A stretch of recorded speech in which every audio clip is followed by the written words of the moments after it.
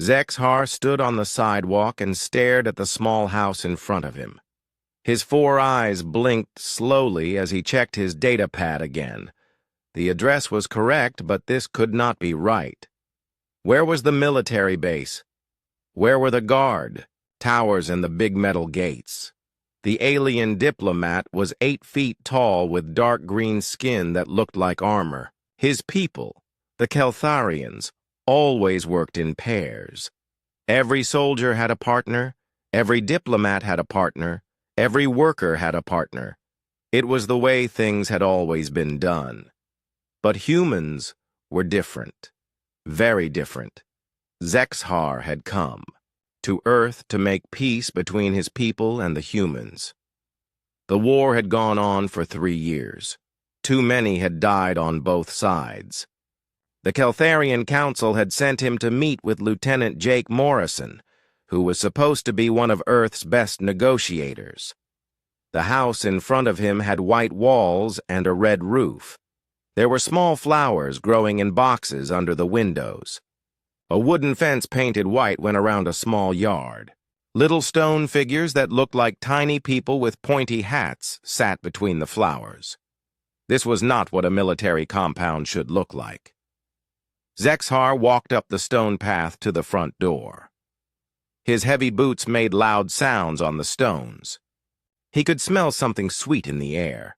It reminded him of the fruit from his homeworld, but different. Before he could press the door button, the door opened. A human male stood there, much shorter than Zexhar. The human had brown hair and blue eyes. He wore a simple uniform with small metal bars on his chest. "You must be Zexhar," the human said with a smile. "I'm Jake Morrison. Welcome to Earth." Zexhar looked past Jake into the house. He could see soft chairs and pictures on the walls. This was definitely not a military base. "Lieutenant Morrison," Zexhar said in his deep voice, "I believe there has been a mistake. My ship's computer gave me coordinates for a military facility. This appears to be a dwelling." Jake laughed. "No mistake. Come on in. We're going to handle the negotiations here." "Here?" Zexhar's 4 eyes all focused on Jake. "This is highly irregular. Where are your security teams? Where are the other diplomats?" "It's just me," Jake said, stepping aside to let the alien enter. Zexhar bent down to fit through the doorway. Inside, the house was warm and bright. Soft music played somewhere. The sweet smell was stronger now. Pictures covered the walls showing humans of different ages all smiling at the camera. "Lieutenant Morrison," Zexhar said, "where is your partner?" Jake looked confused. "My partner?" "Yes, your bonded partner, the one you work with. Keltharians always work in pairs. Our research suggested humans do the same." Jake scratched his head.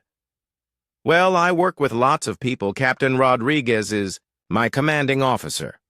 Sergeant Lopez helps with communications. Dr. Kim handles the medical side of things." "No," Zexhar said, getting frustrated. "Your primary partner, the one you are bound to, the one who completes your work unit." "Oh," Jake said, understanding finally crossing his face. "You mean like a work spouse or something?" "Yeah, we don't really do that. Humans work differently." Zexhar felt very confused. How could humans function without proper pairs? How did they make decisions? How did they cover each other's weaknesses? "Then who will assist you in these negotiations?" Zexhar asked. Jake grinned. "Come meet my mom." Before Zexhar could ask what a mom was, a female human appeared from another room. She was shorter than Jake, with gray hair pulled back and kind eyes. She wore a white cloth over her regular clothes that had flour dust on it. "Oh my," she said when she saw Zexhar. "Aren't you a tall one? Jake, honey, why didn't you tell me our guest was so big? I should have made more food." She walked right up to Zexhar without any fear. The alien diplomat had seen soldiers freeze when they first saw a Keltharian. This small human female just smiled at him. "You must be the diplomat Jake told me about," she said. "I'm Martha Morrison, Jake's mother. Welcome to our home." She held out her hand. Zexhar had learned this human custom and carefully shook her much smaller hand with one of his large ones. "Thank you, Mrs. Morrison," he said. "But I'm confused. Are you Lieutenant Morrison's work partner?" Martha laughed, a sound like tiny bells. "Work partner? Oh, no, dear. I'm retired. Used to be a teacher. Now I just take care of the house and garden, and I make sure this boy eats right when he visits." She patted Jake's arm like he was still a child, even though he was clearly a grown soldier. "But Jake said you would assist with the negotiations," Zexhar said. "Well, I'll feed everyone and make sure you're comfortable," Martha said. "I just pulled an apple pie out of the oven. Would you like some? And coffee? Do your people drink coffee?" Zexhar had no idea what apple pie was, but the smell was making his mouth water. On his planet, meals were simple and eaten quickly. No one ever offered food to visitors unless it was a formal ceremony. "That is very kind," he said slowly. "Wonderful." Martha clapped her hands together. "Jake, you get our guests settled in the living room. I'll bring everything out in just a minute." As Martha went back to the other room, Zexhar turned to Jake. "I still do not understand. If your mother is not your work partner, then who is?" Jake sat down in one of the soft chairs and pointed for Zexhar to sit on a longer chair across from him. The alien sat carefully, worried the furniture might break under his weight. "We don't really have work partners like you do," Jake explained. "I mean, I work with a team, but it's not just one person. And my family, well, that's different from work." "Family?" Zexhar had heard this word but did not understand it. "My parents, my brother, my sister. People who are related to me. People I grew up with." Zexhar tried to process this information. On his world, children were raised in groups by the community. They were paired with their work partners when they became adults. The concept of family bonds was strange to him. Martha came back carrying a tray with plates and cups. She set it down on a small table between the chairs. One plate had a slice of something golden brown with white steam coming off it. Another had small brown cubes that smelled rich and dark. "Here we are," she said, handing Zexhar a plate. "Apple, pie, and coffee. Jake tells me this negotiation business is very important, so I want to make sure you're well fed." Zexhar took a small bite of the pie. The taste exploded in his mouth, sweet and tart and warm all at the same time. Nothing on his world tasted like this. "This is exceptional," he said. Martha beamed. "My grandmother's recipe. Been in the family for generations." There was that word again. Family. Zexhar was beginning to think that human relationships were much more complex than Keltharian research had suggested. "Mrs. Morrison," he said carefully, "may I ask you a question about human customs?" "Of course, dear." "You speak of family as very important, but Lieutenant Morrison says you are not his work partner. How do you assist him if you do not work together?" Martha and Jake exchanged a look. Jake was smiling, but Zexhar thought he saw something else in the human's eyes. Something protective. "Well," Martha said, sitting down in her own chair, "family helps in all kinds of ways. We support each other. We protect each other. We're there when someone needs us. Even in dangerous situations?" Especially in dangerous situations, Martha said, and her voice had a different tone now. Still kind, but with something steel-like underneath. Zexhar was about to ask another question when a soft beeping sound came from Jake's uniform. The lieutenant looked at a small device on his wrist and frowned. "What is it, honey?" Martha asked. "Sensors picked up some ships in the outer system," Jake said. "3 vessels, not broadcasting identification codes." Zexhar felt his stomach drop. He knew what that meant. "Vex-Tai," he said quietly. The Vex-Tai were another alien race, one that wanted the war between humans and Keltharians to continue. They made money selling weapons to both sides. If they were here, it meant they wanted to stop the peace negotiations. "Are they a problem?" Martha asked, still sounding calm. "They will try to disrupt the negotiations," Zexhar said. "They may attempt to eliminate the negotiators." Martha nodded like this was normal news. "Well then, I suppose I should check on a few things. Jake, why don't you show our guest the photo albums while I'm gone? I'll be right back." She stood up and walked toward another room, still wearing her flour-dusted apron. Zexhar watched her go, then turned to Jake. "Your mother seems very calm about potential danger." Jake's smile grew wider. "Yeah, she does, doesn't she?"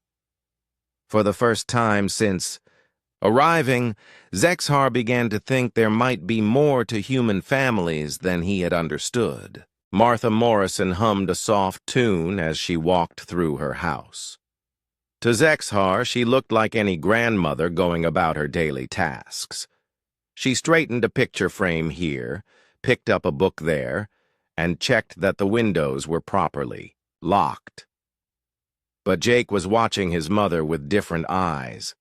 Eyes that saw how she moved past each window without standing directly in front of it. How she touched certain spots on the walls that looked like normal decorations. How her humming stopped whenever she paused to listen. "Mrs. Morrison seems very thorough," Zexhar observed. "Mom likes things to be secure," Jake said, pulling out a thick book from a shelf. "Want to see some family photos while we wait?"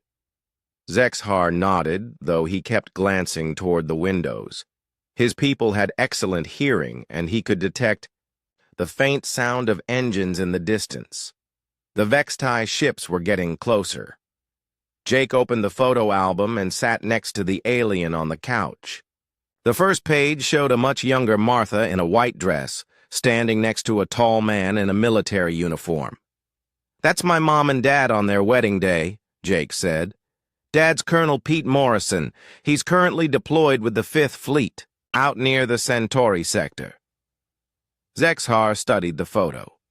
The male human wore decorations on his uniform that even the alien recognized as indicating high rank and combat experience.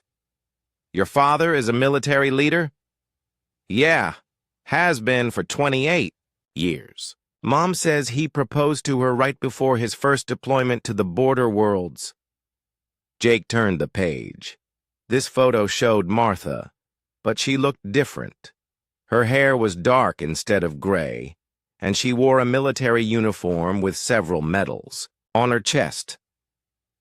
"This is Mom during her service years," Jake said casually. Zexhar's 4 eyes all focused on the image. "Your mother was a soldier?" "Special operations, actually. She retired when I was born, but she served for 12 years before that." The alien studied Martha's face in the photo. Even in the old picture, her eyes had the same kind look he had seen minutes ago. But now he also noticed something else. The way she stood, the confidence in her expression, the alert way she held herself. More photos followed. Jake's sister Lisa in a flight suit standing next to a sleek fighter ship, his brother Danny in combat gear with a unit of ground forces, even more distant relatives in various military uniforms. "Your entire family serves in the military?" Zexhar asked. Pretty much. It's kind of a tradition. Great-grandfather Joe fought in the colony wars. His son fought in the border conflicts. Dad's been in service most of his adult life. My siblings and I all joined up when we came of age. Zexhar was beginning to understand something important. Human families were not just social groups. They were military dynasties passing down knowledge, skills, and traditions through generations. But your mother retired from active service? Yeah, when she had kids. But Jake paused and looked toward the kitchen where sounds of Martha moving around could be heard. Retirement doesn't mean what you might think it means. Before Zexhar could ask what that meant, Martha's voice called from the other room. Boys, could you come help me with something? They found Martha in the kitchen, which smelled even more strongly of the sweet apple pie. But now Zexhar noticed other things. The kitchen windows had metal shutters that could be closed quickly. The back door was reinforced with materials that looked much stronger than wood. Martha stood at the counter with what appeared to be a normal communication device, but Jake went to it immediately and began pressing buttons in a complex sequence. What's the situation? Jake asked his mother. 3 ships, like you said. They're trying to jam local communications, but they're not very good at it. Martha pointed to readings on the device's screen. I've been monitoring their transmissions. They plan to land about 6 blocks away and approach on foot. Zexhar felt his breathing speed up. How can you monitor their transmissions? This is a civilian dwelling. Martha smiled at him the same warm way she had when offering pie. Oh, honey, did you think this was just a regular house? She pressed a section of the wall that looked like all the other sections. A panel slid away, revealing a collection of devices that Zexhar recognized as military-grade communications and sensor equipment. Every Morrison family home has certain features, Jake explained. It's part of the tradition. We've been hosting diplomatic meetings for the military for 15 years, Martha added, checking readings on several screens. This house is officially designated as a secure facility, even though it looks normal from the outside. Zexhar watched as Martha moved between different pieces of equipment with the efficiency of someone who had used them many times before. Her movements were quick and precise. This was not a retired teacher pretending to be a soldier. This was a soldier who had been pretending to be a retired teacher. The Vextai will expect a military compound, Martha continued. They'll expect guards and fences and obvious defenses. They won't expect a grandmother's house. But if they attack, Zexhar began. If they attack, they'll learn something about human families, Jake said with a grin that reminded Zexhar strongly of his mother's smile. Martha went to what looked like a normal kitchen cabinet and opened it. Instead of dishes, it contained weapons. Not just any weapons, but modern plasma rifles and body armor designed for different human body types. Jake, get our guest down to the basement, Martha said, pulling on a tactical vest over her apron. I need to prepare a few things. Mom, I should stay and help. You should keep our diplomats safe, Martha replied firmly. This negotiation is too important. Besides, your father would never forgive me if I let you get hurt while he's off-world. She picked up one of the plasma rifles and checked it with motions so fast and automatic that Zexhar could tell she had done this thousands of times.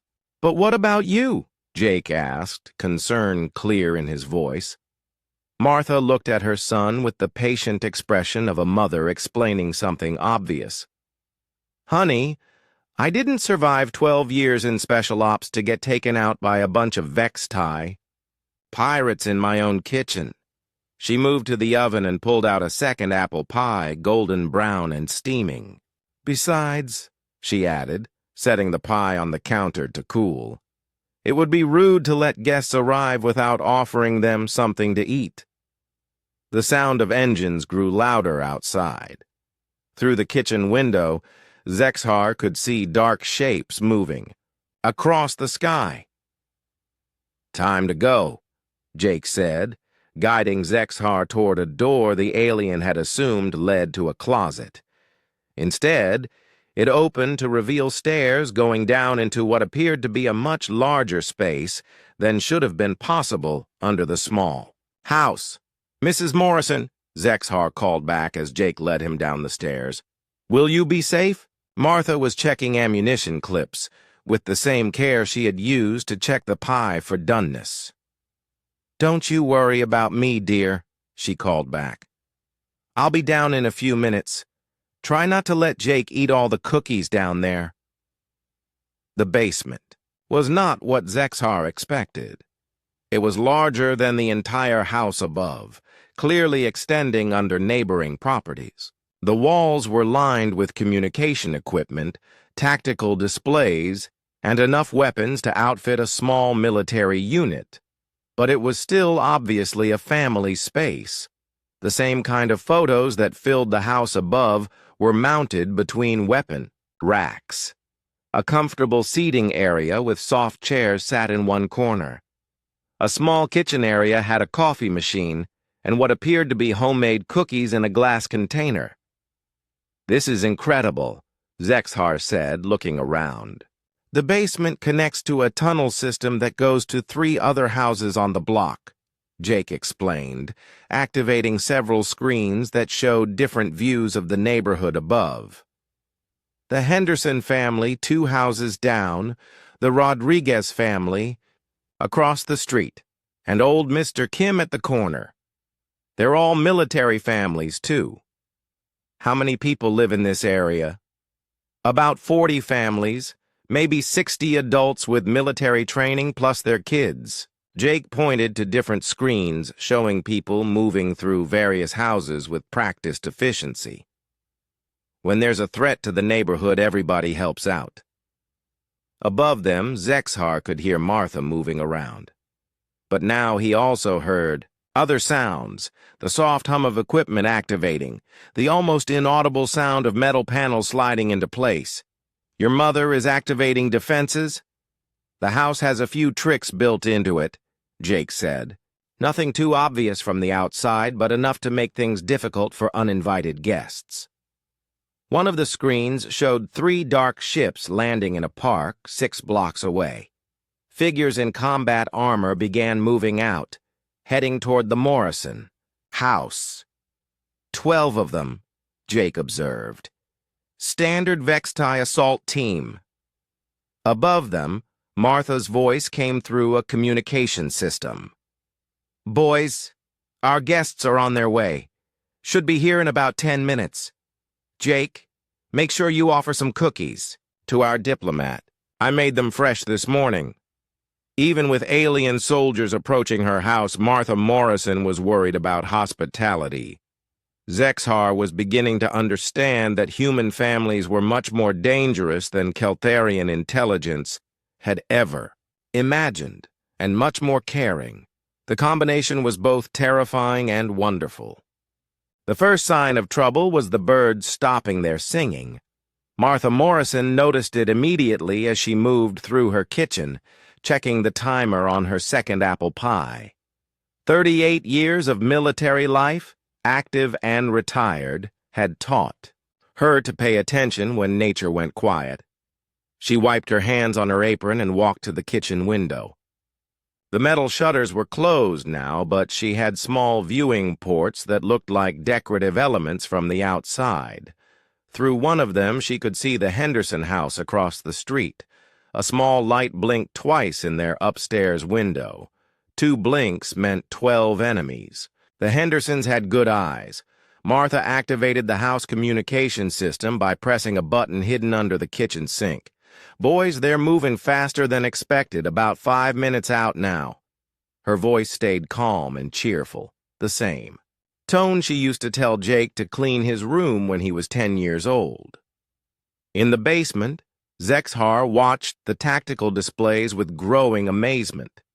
The screen showed not just the Morrison house, but the entire neighborhood. Every building had hidden cameras, sensor equipment, and communication links. "This whole area is one large defensive network," he said to Jake. "Has been for 20 years, Jake replied, offering the alien a chocolate chip cookie from the glass container. When military families started buying houses here, it just made sense to work together. "But the government allows this?" Jake laughed. "The government encourages it. Why build expensive military compounds when you can have secure facilities that look like normal neighborhoods? Much cheaper, and the security is actually better." On the main screen, Zexhar could see the Vextai soldiers moving through yards and alleys, approaching from 3 different directions. They moved well with professional skill and coordination. They had no idea what they were walking into. Above them, Martha's voice came through the speakers again.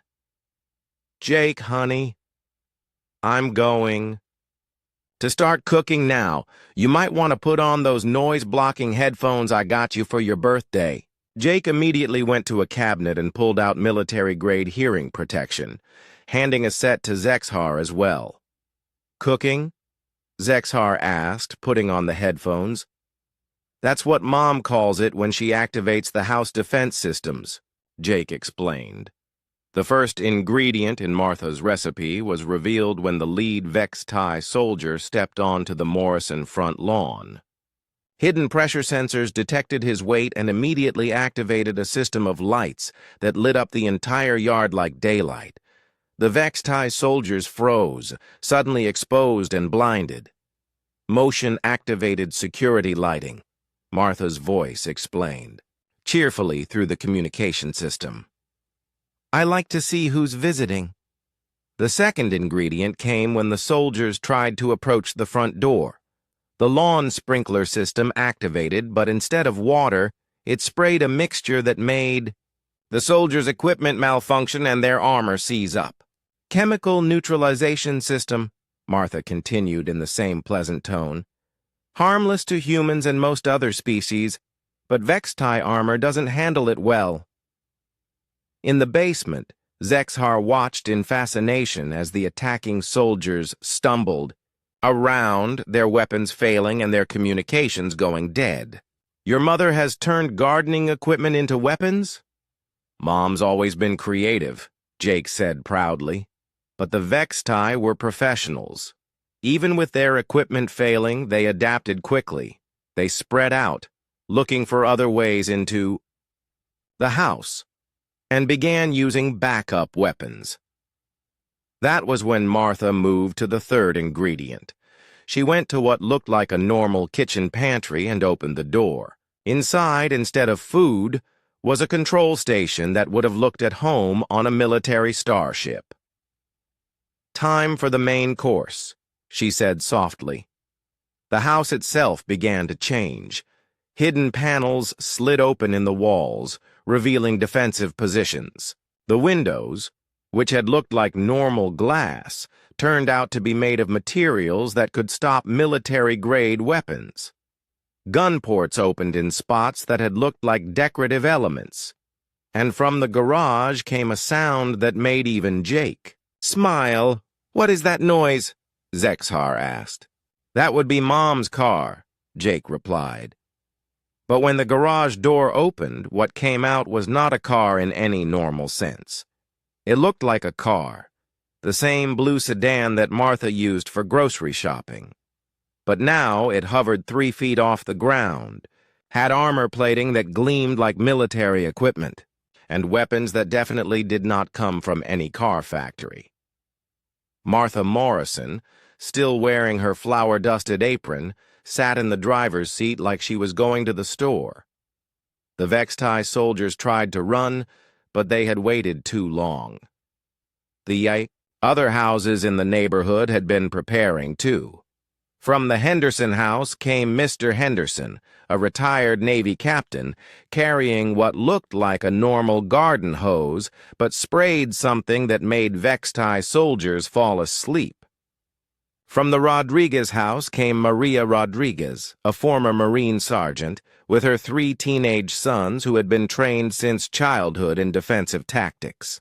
Old Mr. Kim, who everyone thought was just a quiet retired man who grew excellent tomatoes, turned out to have a basement workshop where he built custom defensive equipment for the whole neighborhood. The Vextai assault team found themselves surrounded by what appeared to be normal suburban families, all of whom fought with military precision while still managing to maintain polite conversation. "Excuse me?"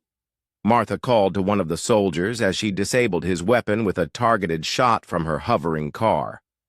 "Would you mind not stepping on my flower bed? I just planted those last week." Within 10 minutes, all 12 Vextai soldiers were captured, disarmed, and sitting in Martha's backyard while she served them fresh lemonade. "Now then," Martha said, back in her kitchen and pulling the second apple pie from the oven. "I suppose you boys are hungry after all that running around. I made extra pie, just in case."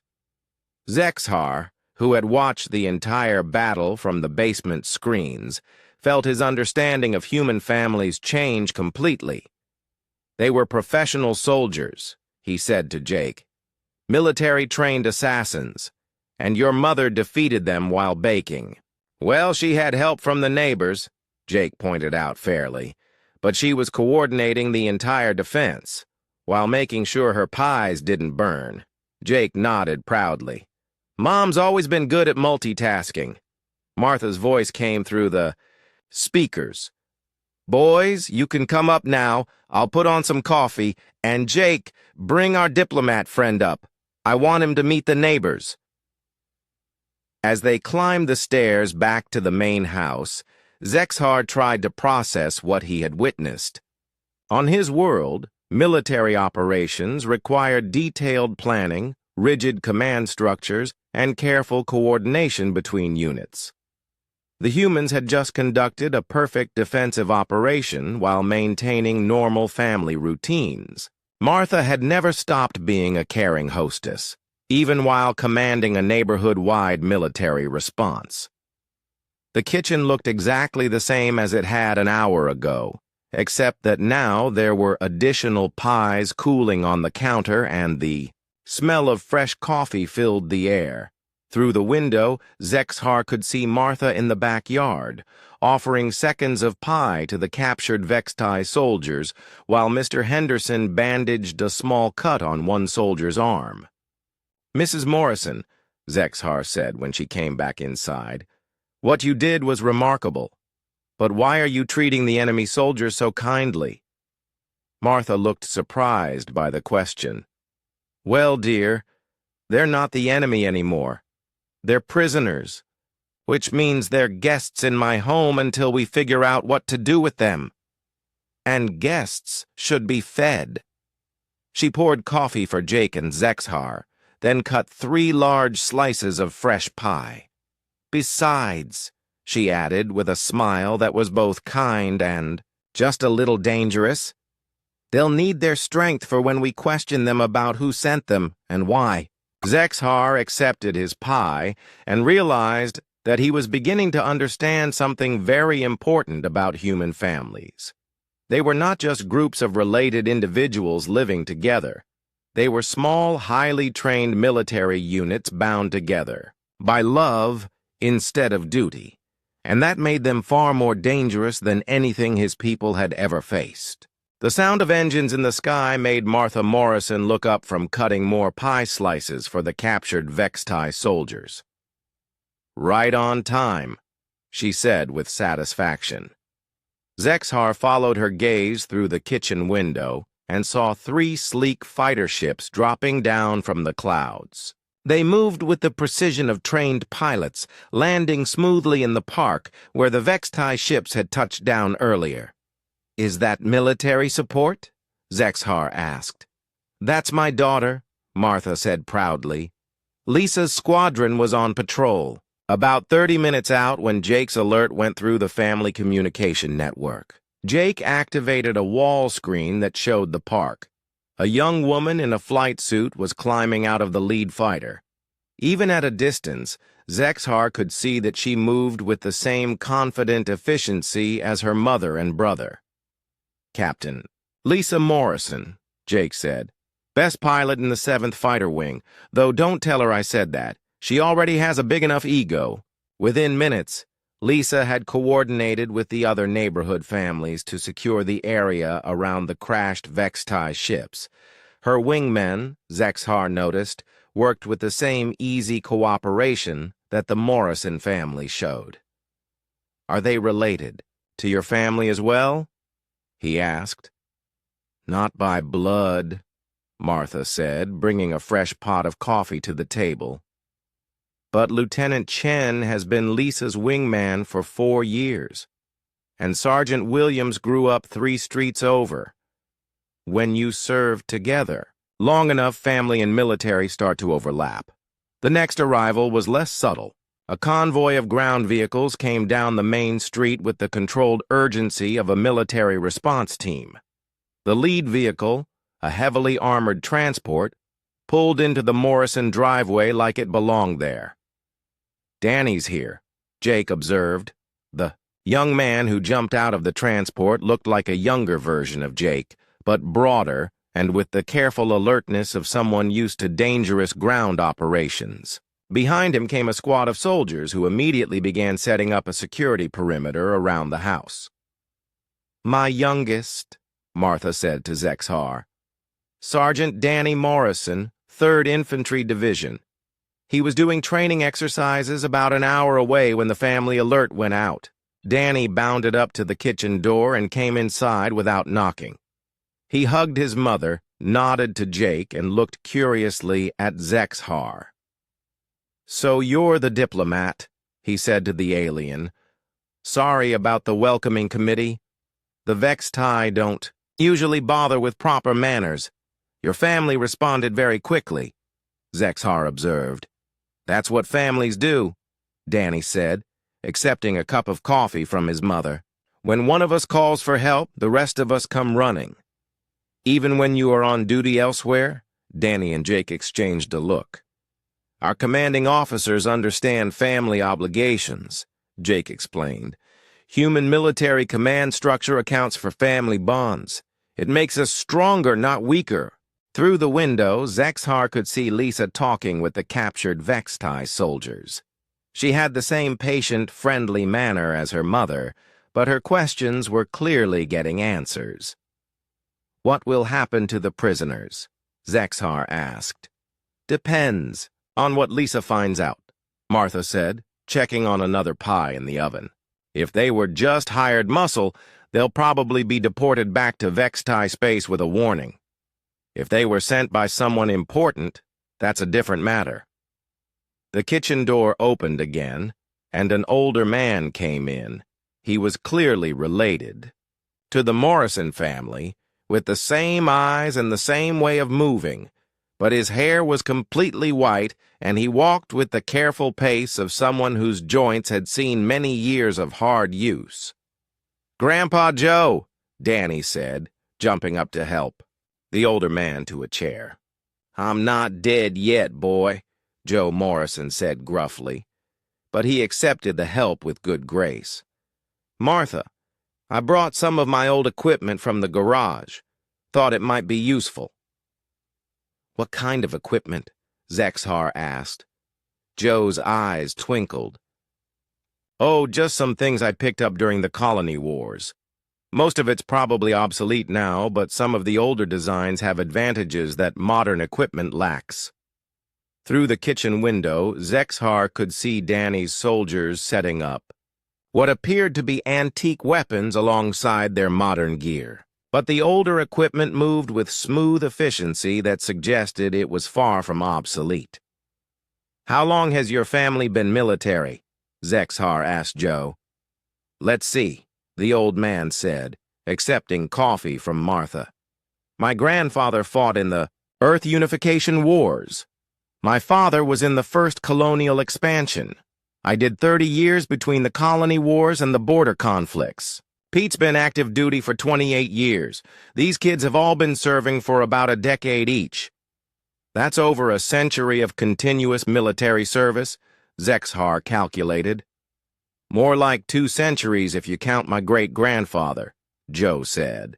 Military service is a family tradition, but more than that, it's how we serve our community. Lisa came in from the backyard, pulling off her flight gloves. The Vextai soldiers are talking, she reported to her mother. Looks like they were hired by a merchant consortium that's been selling weapons to both sides of our war. They wanted to stop the peace negotiations to keep their profits flowing. Mercenaries, then, Martha said, as if this was no surprise. Are they willing to testify about who hired them? For the right deal, yes. They're not particularly loyal to their employers. Jake's communication device beeped and he checked the display. Word's getting out about what happened here. Command. Wants a full report, and there are news services asking for statements. This will complicate the negotiations, Zexhar said with concern. Actually, it might help, Martha said thoughtfully. Nothing says humans are serious about peace, like stopping the people who were trying to prevent peace talks. Danny came back inside, having finished coordinating with his squad. Perimeter's secure, Mom. No sign of any other Vextai forces in the area. Good, Martha said. Now, has everyone had enough to eat? I made extra food, but with this crowd, I want to make sure there's enough. Zexhar looked around the kitchen. It was filled with 3 generations of the Morrison family, all of whom had responded to a threat against one family member by dropping their other duties and rushing to help. They had fought together with perfect coordination, then immediately returned to normal family interactions. Mrs. Morrison, he said, may I ask you something? Of course, dear. When the attack began, you seemed to know exactly what to do. All of you did. How is this possible without formal command structure? Martha smiled. Honey, we've been practicing this since the kids were little. Family dinner conversations in the Morrison house include tactical discussions. We play strategy games for fun. We've been preparing for threats like this for decades. But you are not formally assigned to work together. No, Jake said. But we choose to work together. That's what makes family bonds stronger than military assignments. Joe nodded slowly. In the military, you follow orders because you have to. In a family, you work together because you want to, because you love each other. And because we're better together than apart, Lisa added. Danny grinned. Plus, Mom would lecture us for hours if we didn't help out when someone needed us. Martha swatted her youngest son with a kitchen towel. I would not lecture. I would just be very disappointed, which is worse, all 3 Morrison siblings said at the same time. Zexhar watched this interaction with growing understanding.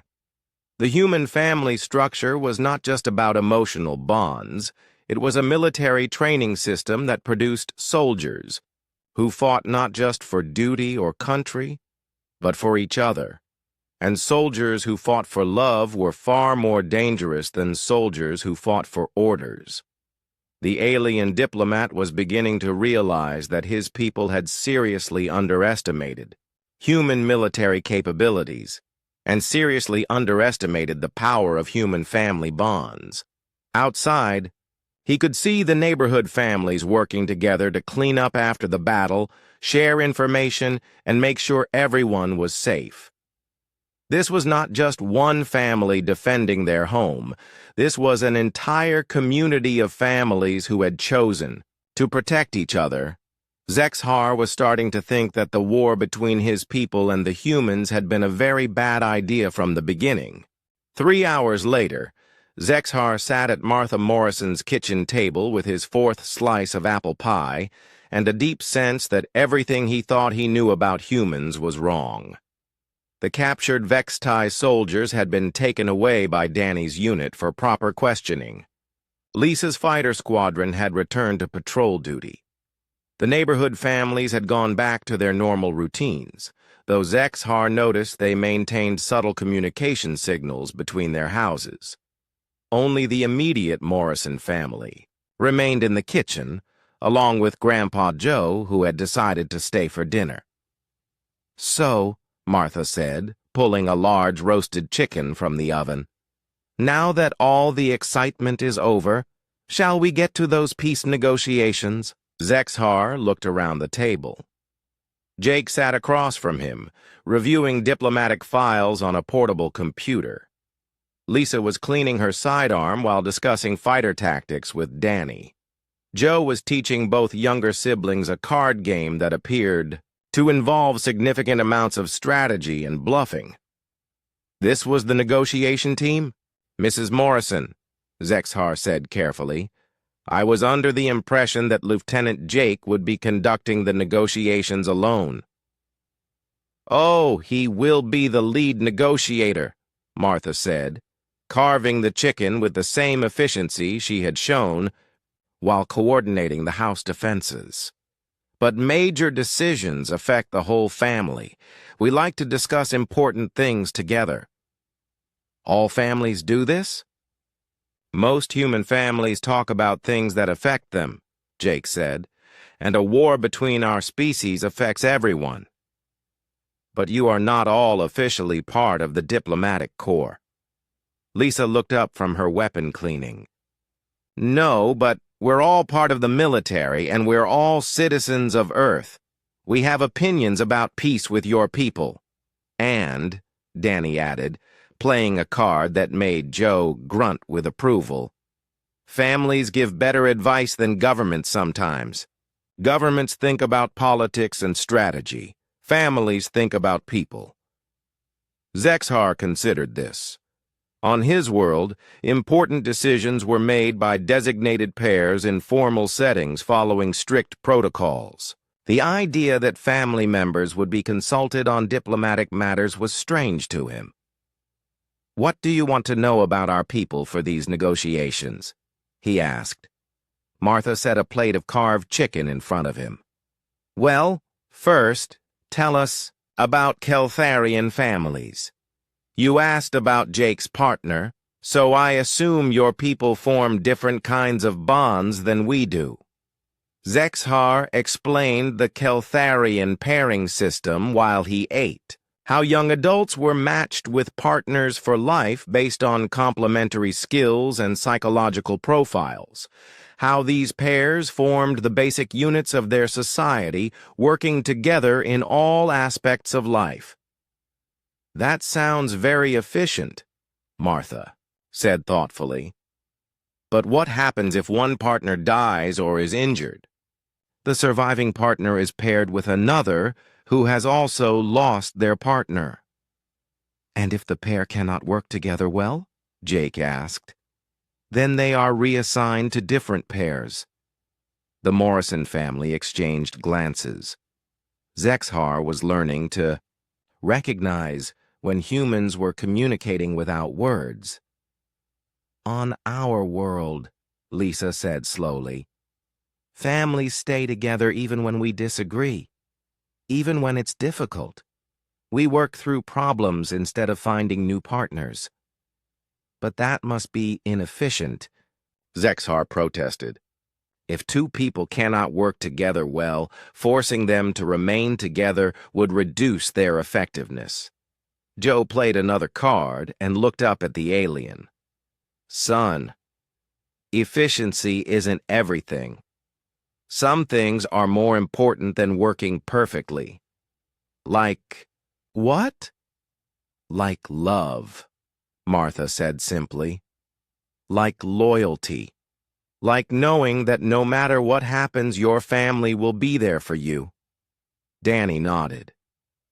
"In combat, I trust my unit because we've trained together and because it's our duty, but I trust my family because they love me.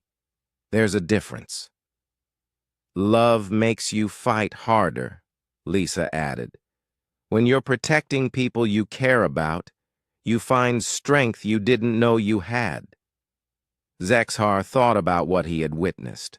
That day, Martha Morrison coordinating a military defense while making sure her pies didn't burn. 3 generations of the same family dropping everything to help each other. Neighbors working together like a trained military unit. But how do you make decisions if everyone has different opinions? He asked. We talk about it, Jake said. Sometimes we argue. Sometimes we have to agree to disagree. But we work it out because we're family. What if you cannot reach agreement? Martha smiled. Then Mom makes the final decision and everyone follows it. Even though you are all adults with military rank and experience? Especially then, Danny said. Mom's been making good decisions longer than any of us. Zexhar tried to understand this. So your family has a hierarchy, but it is based on age and wisdom rather than official assignment. It's based on trust, Lisa corrected. We trust Mom's judgment because she's earned that trust over many years. And we trust each other, Jake added, because we've been through difficult times together and we know we can count on each other. Martha brought a homemade cake to the table and began cutting slices. Zexhar, dear, what do your people fight for? We fight for the honor of our pair bond, for the success of our assigned missions, for the glory of the Keltharian Empire. And if your partner was killed, would you still fight as hard? Zexhar thought about this question. I would be assigned a new partner. Eventually, I would fight for the honor of that new bond. But it wouldn't be the same? No, it would not be the same. Martha nodded. Humans fight for people we can never replace. Our parents, our children, our siblings, our friends. If I lost Pete, I would still have Jake and Lisa and Danny. If I lost one of my children, I would still have the others. But I could never replace any of them. That is what makes human families strong, Joe said, accepting a large slice of cake. We don't just work together, we belong to each other. Zexhar felt something shift in his understanding. And this is why humans fought so hard. During our war, we weren't just defending territory or resources, Jake said. We were defending our families, our way of life, our right to choose who we love and who we commit ourselves to. Your people have been trying to defeat human military units, Lisa added. But you can't defeat human families, because families don't surrender. They adapt, they endure, and they keep fighting for each other. The alien diplomat sat quietly for several minutes, eating Martha's excellent cake and thinking about everything he had learned. I believe, he said finally, that my people have misunderstood the nature of human society. How so? Martha asked, gently. We thought humans were like us, but with inferior organization. We thought your lack of formal pairing made you weaker. And now? Now I think human families are much stronger than Keltharian pairs, because you choose your bonds instead of having them assigned, because you maintain them through love instead of duty, because you would rather die than break them. Jake leaned forward. Does this change your approach to the peace negotiations? Zexhar nodded slowly. I think my people need to understand that we were not fighting a military force. We were fighting millions of families who were protecting each other. And, Danny prompted, and families do not make peace the same way that military units do. Families make peace by becoming larger families. Martha's smile was radiant. Now you're starting to understand humans. She stood up and went to a cabinet, returning with a small bundle wrapped in brown paper. "This is for you," she said, handing it to Zexhar. Inside the package was a knitted item in soft blue yarn. It was clearly made for someone much smaller than the alien diplomat, but the care and skill that had gone into making it was obvious. "It's a scarf," Martha explained. "I know it won't fit properly, but I wanted you to have something handmade. Something that shows you're part of the family now." "Part of the family?" "Well, of course. You've shared our food, you've been in our home during a crisis, and you've helped us understand your people better. That makes you family." Zexhar held the scarf carefully. No one had ever made anything by hand for him before. On his world, all possessions were manufactured efficiently and distributed according to need. "I do not understand. I am not related to you. I am not assigned to work with you. Why would you consider me family?" Jake grinned. "Because that's what humans do. We adopt people. We expand our families to include anyone who needs a family or anyone we want to keep. Even former enemies?" "Especially former enemies," Martha said firmly. "The best way to end a war is to turn enemies into family." Lisa nodded. "My best friend growing up was the daughter of a former enemy soldier who settled on Earth after the Yessa border conflicts ended. Her family became part of our community." "Integration rather than defeat," Zexhar murmured, understanding dawning. "Exactly," Danny said. "Humans don't just want to win wars. We want to win peace." Zexhar carefully wrapped the scarf around his neck. It was indeed too small, but it was warm and soft, and he could smell the faint scent of Martha's kitchen in the yarn. "When I return to my people," he said, "I will tell them that humans do not have partners the way Keltharians do." "What will you tell them we have instead?" Martha asked. Zexhar looked around the table at Jake, Lisa, Danny, and Joe, then back at Martha Morrison, who had fed him, protected him, and now claimed him as family. "I will tell them," he said, "that humans have something much more dangerous than partners. Humans have families, and human families do not make peace treaties." "What do they make?"